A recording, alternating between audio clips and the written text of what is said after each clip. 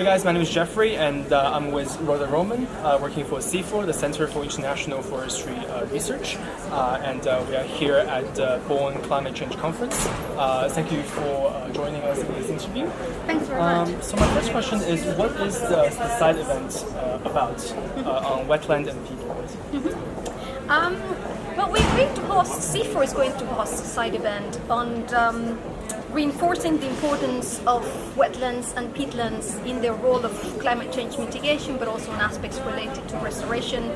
And it's a hot time to talk about wetlands and peatlands, particularly peatlands, not only because there are international initiatives that are starting to move ahead, like the Peatland initiative, but also because we start to have new data about the based on ground validation on the location of new vast peatland deposits in the tropics.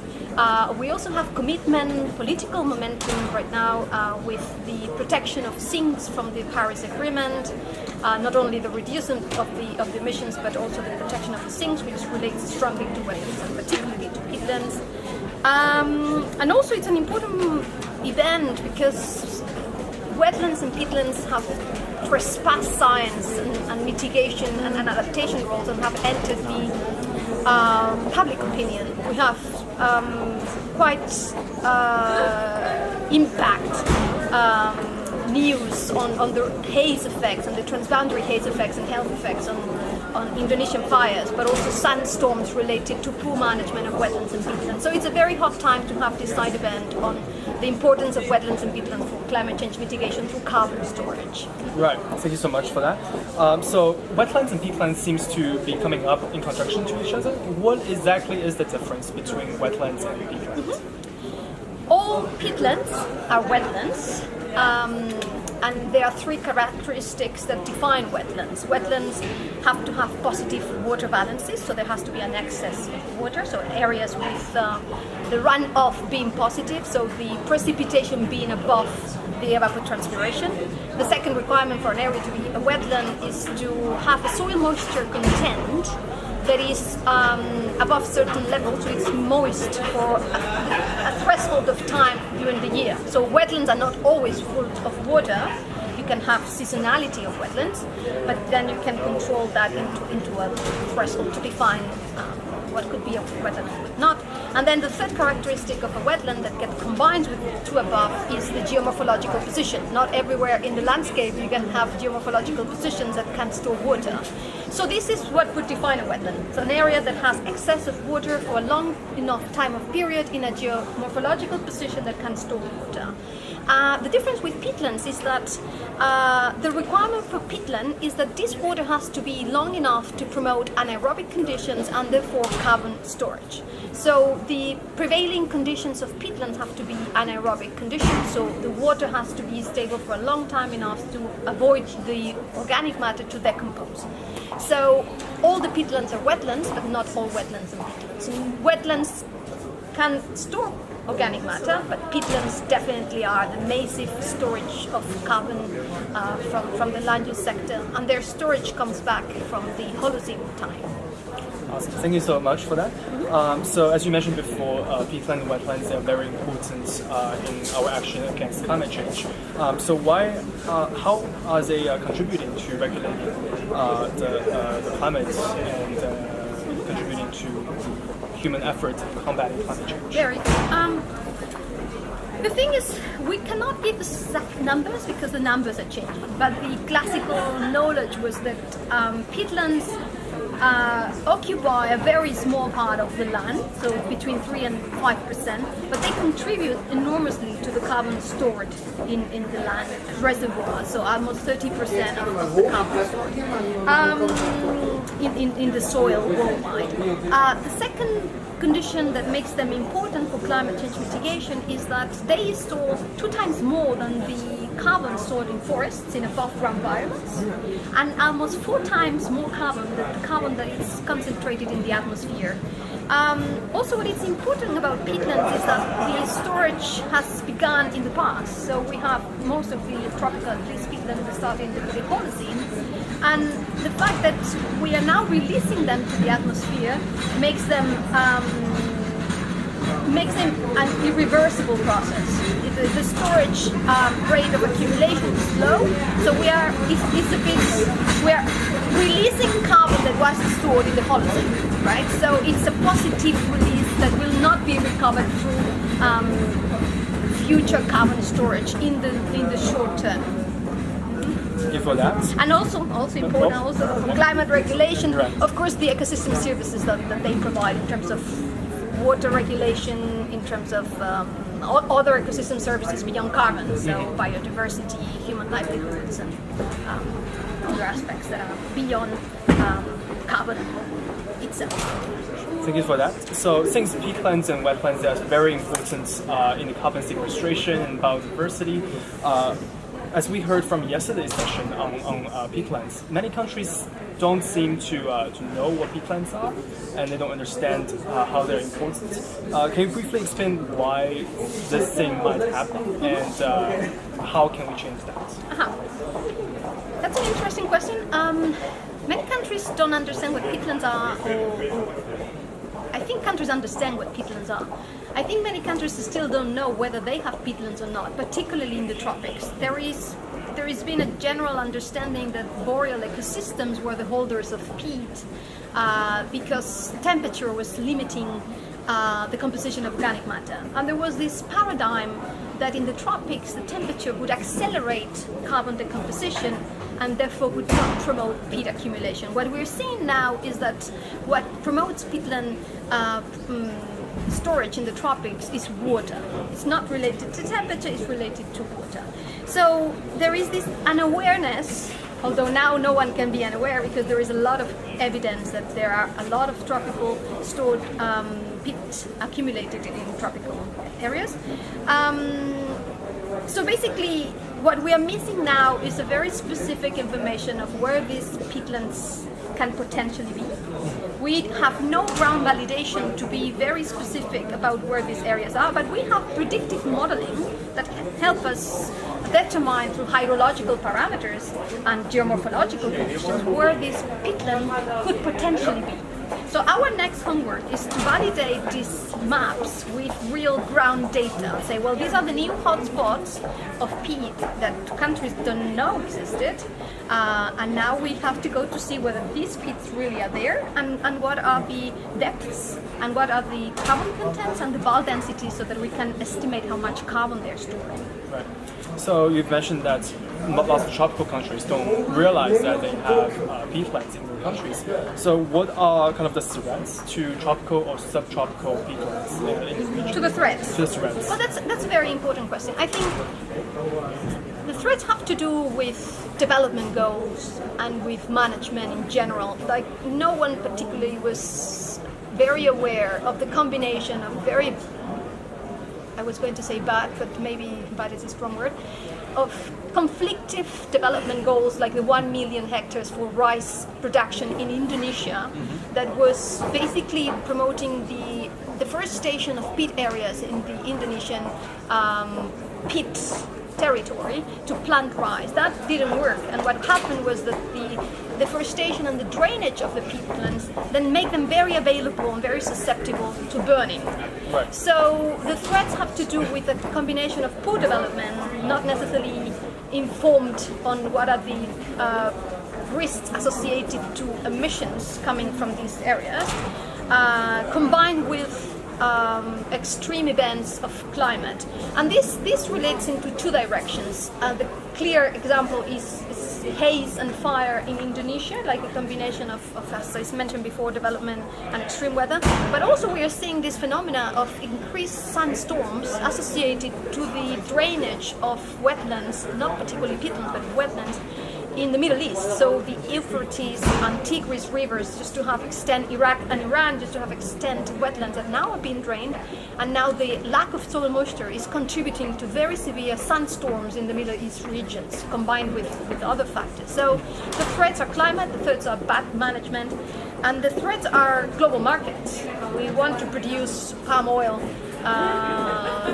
so that the economy and the GDP and the situation for the population in terms of economical terms improves, but this has a cost to the countries that are promoting the plantation. So countries like, for instance, Peru, that also has a lot of peat, should learn from the mistakes of other countries like Indonesia that have started to implement or deforest and drain areas for economic cash crops that then are having this very strong feedback on the health of the population and on the quality of the peats that they have in their country. So for countries to protect it, they first need to realize that they actually have peatlands in their country. So thanks to CIFOR, that we discovered there are large amounts of peatlands in tropical region, in Congo Republic, and in those kind of regions. Does those discovery change our understanding of the ecology of peatlands in those latitudes? Well, discovery is a strong word because most of these areas, particularly the Cuvette Central in the border between Congo and DRC, as much as the Peruvian peatlands, they were known. They were known existed, but there were no ground validation that before to map the extent or to map the depth and therefore to be able to estimate stocks. So some of these peatlands were known but were not ground validated. Some of the peatlands that this map that CIFOR is promoted and thanks to the support of the US aid, these maps are offering predictive suggestions of where these pits could be, but they need validation. So not everywhere where the hydrological conditions are good enough to store peat will produce peat. We also know that. Like there's field work done in the Amazon, which is one of the hot spots with much more peat than we thought it was. Right now, the global and the common knowledge of where peatland is in the tropics, and this has to do also with the ecology of peatlands, is mainly focused on Southeast Asia. What we're seeing now is not very surprising. It's saying that the country that hosts the largest wetlands in the world, which is Brazil, and which has been acknowledged by all the wetland maps that exist right now. So Brazil is the country in the world, in the tropics at least, with the largest wetlands. The same country that has the largest wetlands also is hosting the largest peat deposits.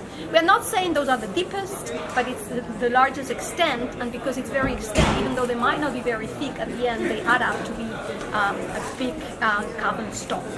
So a combination of new information that needs to be validated will be very important for science-based decision-making processes. We know that peats cannot be drained. We should avoid, in the first place, draining peatlands. If economical reasons and development reasons make it imperative to drain peatlands, then they have to be managed with certain level of guidances that already exist on how to make a trade-off between draining for productive yields and minimizing the emissions. Because as I said before, the importance of peatlands is that we are releasing to the atmosphere carbon that has been stored in the Holocene.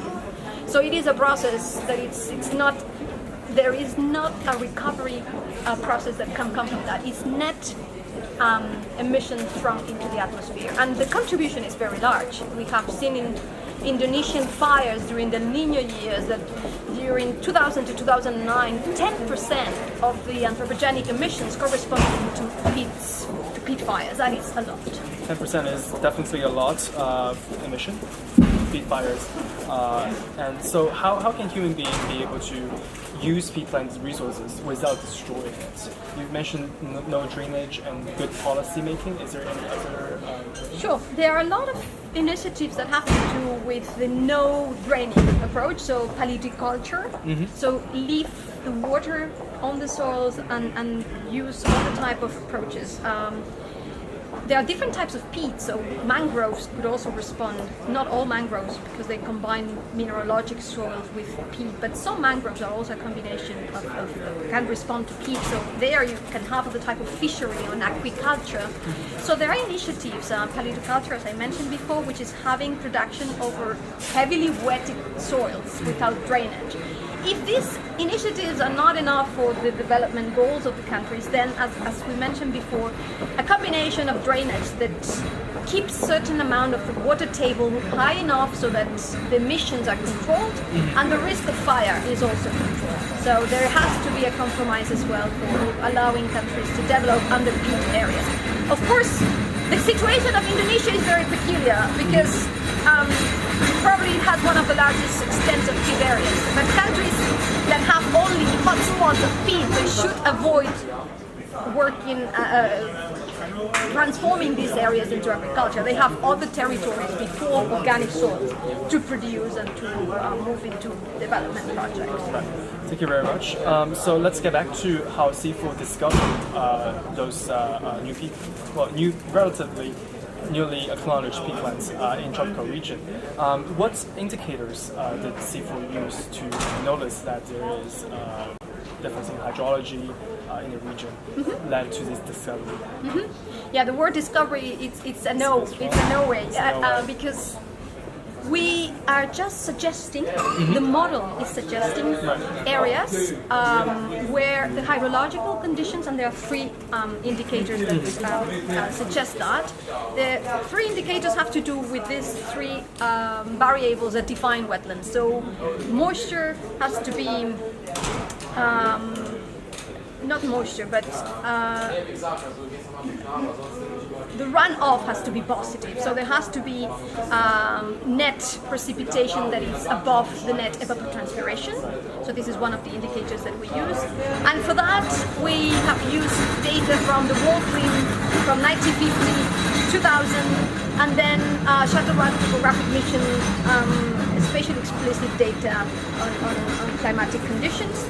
And also the second variable that the model uses for detecting the presence of peatland is soil moisture. Soil moisture relies on optical remote sensing data, MODIS, and basically captures the signal from the soil separated from other optical signals from the landscape and follows up the content of the soil, water, and parameterizes it with a global data set on soil moisture.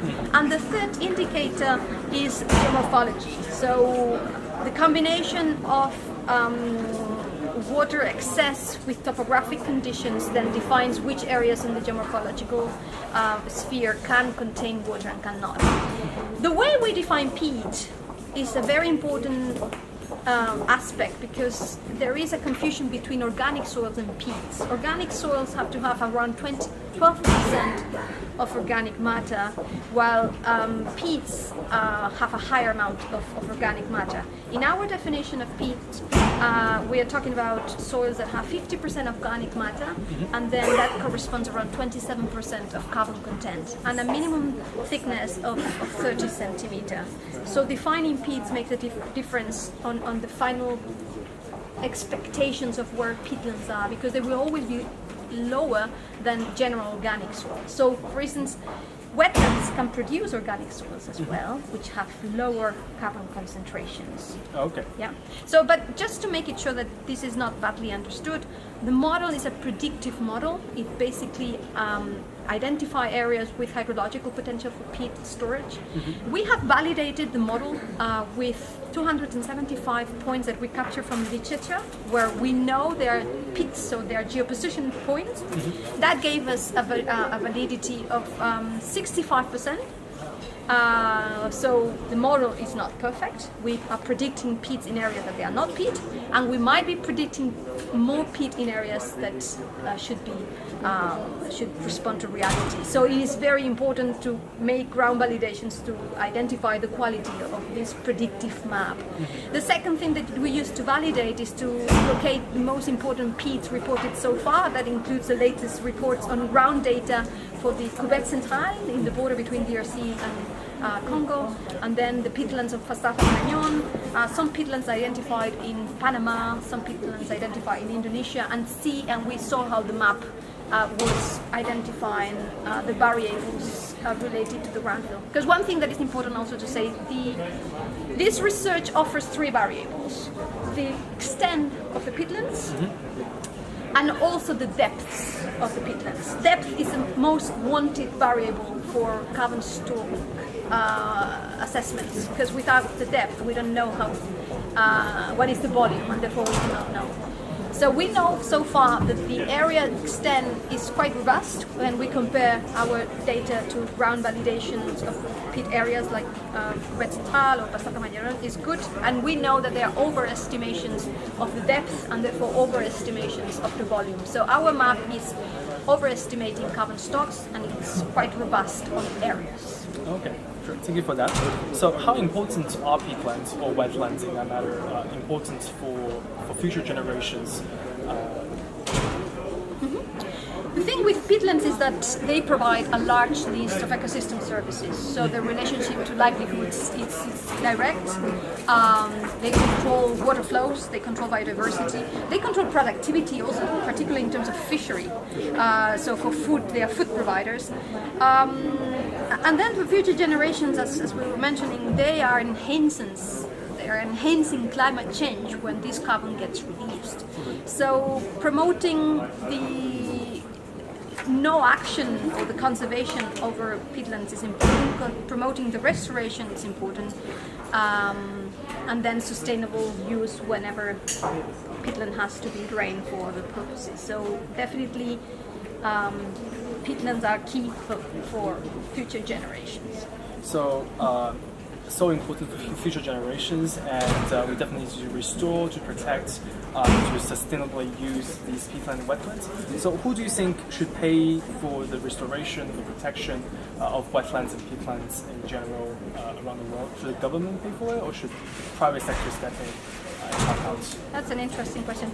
And also, we've always been talking about tropical peatlands, but also about the use and the generation importance of peatland. There are all these broad range, and sorry, I'm going back a bit to the previous question, about boreal peats and what is going to happen with permafrost melting.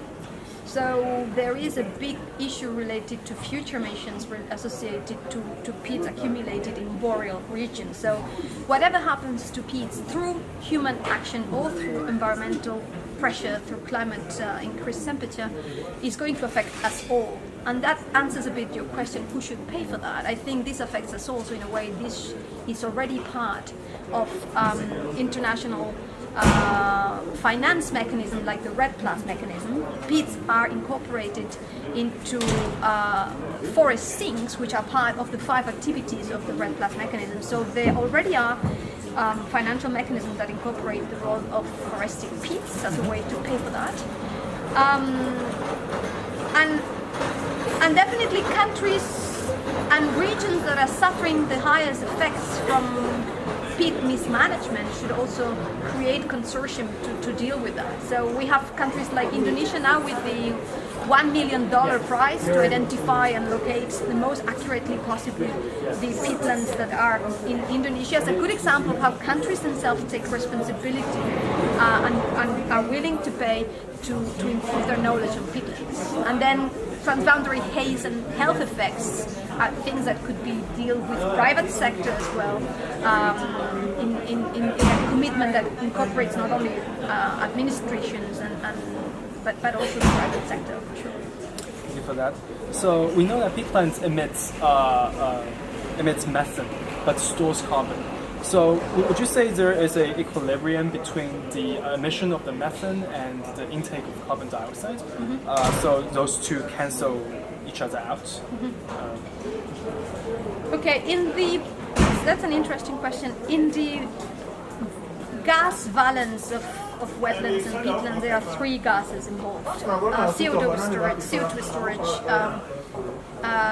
methane emissions into water, and then when the water table gets reduced, then you have nitrous oxide coming back. So the valence is not so much between methane and CO2, but between methane and nitrous oxide. Okay, because the storage process happens as far as there is moisture content that can help storing. When you reduce the water table, then definitely there is a complete imbalance. So under drain conditions, there is no balance. The CO2 gets multiplied by 10, by 20, depending on the conditions. And the conserved peatlands, boreal peatlands, research done on boreal peatlands say that there is a balance on CO2 equivalents between storage and emissions from methane. But again, as soon as you disturb that through human drainage or through enhanced climatic pressure, like a very dry year that could reduce the water table, then you have a new game, the N2O starts also coming into the sphere. Okay, thank you. So why does the land perspective important for the sustainable management of the peatlands? Yes, The scale matters a lot, both in space and in time when thinking of sustainable management of the land. We've moved from local action into a wider perspective that we call the landscape perspective, which is a loose term for defining broader scales and broader connections between stakeholders. So by moving into the landscape perspective, we do not only incorporate the needs of and the biological component with the social component and economical component of a local sphere, but a broader scale. And this is important because we've seen, particularly with wetlands, that decisions that have to do with water tables far beyond the location of those wetlands end up affecting the conservation of this area, right? So if you have massive drainage of aquifers, wait a minute. If we have massive drainage of aquifers that affect the water that reaches these wetlands and peatlands, then that would also affect the sustainability and the conservation of this area. So again, both the scale and time are important. We need to think on a broader scale, which is what the landscape offers. We need to think of the interconnections of different stakeholders and different needs and the sustainable needs for that type of landscape. And then we need to understand the temporal evolution of the consequences of managing different lands under different scenarios. Thank you so much. Thank you so much for taking the interview today. Thank you. And I hope the audience has learned a little bit more about peatlands and wetlands and why we should restore and protect them. So thank you so much. Thanks for your initiative. All the best.